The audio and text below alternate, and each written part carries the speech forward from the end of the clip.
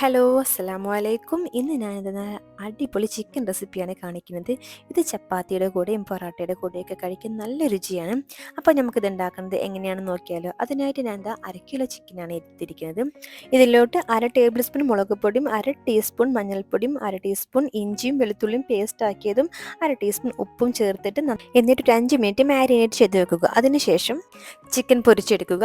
ഇത് full fry ചെയ്യേണ്ട ആവശ്യമില്ല, ഒരു ഹാഫ് ഫ്രൈ ചെയ്താൽ മതി.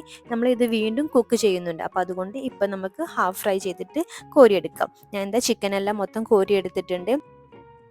ഞാൻ ഹാഫ് ഫ്രൈ ചെയ്തിട്ടാണ് ഇതെല്ലാം കോരിയെടുത്തത്.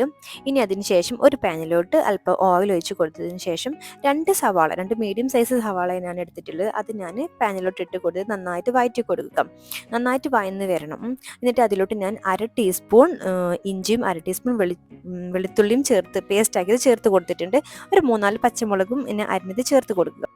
എന്നിട്ട് അതിലോട്ട് 1 ടീസ്പൂൺ ഗരം മസാലയും 1/2 ടീസ്പൂൺ പെരിഞ്ജീരകം വലിയ ജീരകം അതും ചേർത്ത് കൊടുത്തിട്ടുണ്ട്. അതിലോട്ട് വേറെ മസാലകളുടെ ആവശ്യമില്ല. പിന്നെ അതിലോട്ട് ഒരു വലിയ തക്കാളി, ഇപ്പോൾ ചെറിയ തക്കാളി ആണെങ്കിൽ അത് മീഡിയം സൈസ് ആണെങ്കിൽ 2 മതി. ഞാനൊരു വലിയ തക്കാളി എടുത്തത്, അതും ചേർത്ത് കൊടുത്തിട്ട് നന്നായിട്ട് വഴറ്റി കൊടുക്കുക.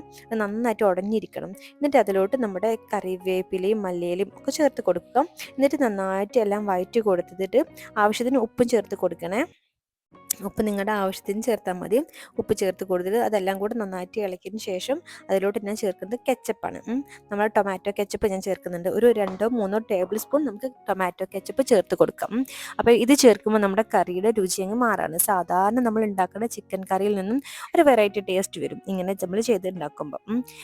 പിള്ളേർക്കാണെങ്കിലും നല്ല ഇഷ്ടമാവും ഇത്. കുറച്ചൊരു എരിവും മധുരം ഒക്കെ വരുന്നതാണല്ലോ. അപ്പം നമുക്കിത് ഇനി കുറച്ചുകൂടെ എരിവ് വേണം എന്നുള്ളവർക്ക് കുറച്ചുകൂടെ കുരുമുളക് പൊടി ചേർത്ത് കൊടുക്കാം. ഞാൻ മുളക് പൊടിയൊന്നും ഇതിലിട്ടിട്ടില്ല, ആകെ പച്ചമുളക് മാത്രമേ ഇട്ടിട്ടുള്ളൂ. അപ്പം നിങ്ങൾക്ക് വേണമെങ്കിൽ കുറച്ച് കുരുമുളക് പൊടി വേണമെങ്കിൽ ആഡ് ചെയ്ത് കൊടുക്കാം. ഇനി ഞാൻ അതിലോട്ട് അതൊക്കെ നന്നായിട്ട് വഴന്നതിന് ശേഷം അതിലോട്ട് നമ്മൾ പൊരിച്ച് വെച്ച ചിക്കനും പാടെ അതിലേക്ക് ചേർത്ത് കൊടുത്തിട്ടുണ്ട്. എന്നിട്ട് അത് നന്നായിട്ട് മിക്സ് ചെയ്യുക. ആ ചിക്കൻ ഉടയാണ്ട് വേണം നമ്മൾ മിക്സ് ചെയ്തെടുക്കാൻ.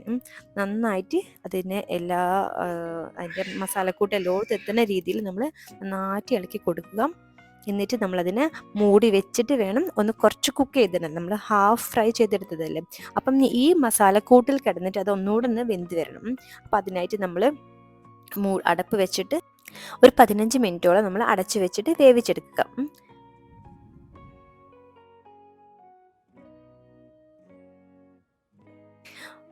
15 മിനിറ്റിന് ശേഷം ഞാൻ അതിലോട്ട് അല്പം വെള്ളം ചേർത്ത് കൊടുത്തിട്ടുണ്ട്. അതിന് കാണിക്കാൻ വിട്ടുപോയതാണ്.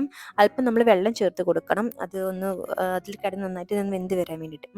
അപ്പോൾ നമ്മൾ ചിക്കൻ റെഡി ആയിട്ടുണ്ട്. അതിൽ ഒരുപാട് കറിയും ആയിട്ടില്ല, കുറച്ചൊരു ഗ്രേവിയേ ഉള്ളൂ.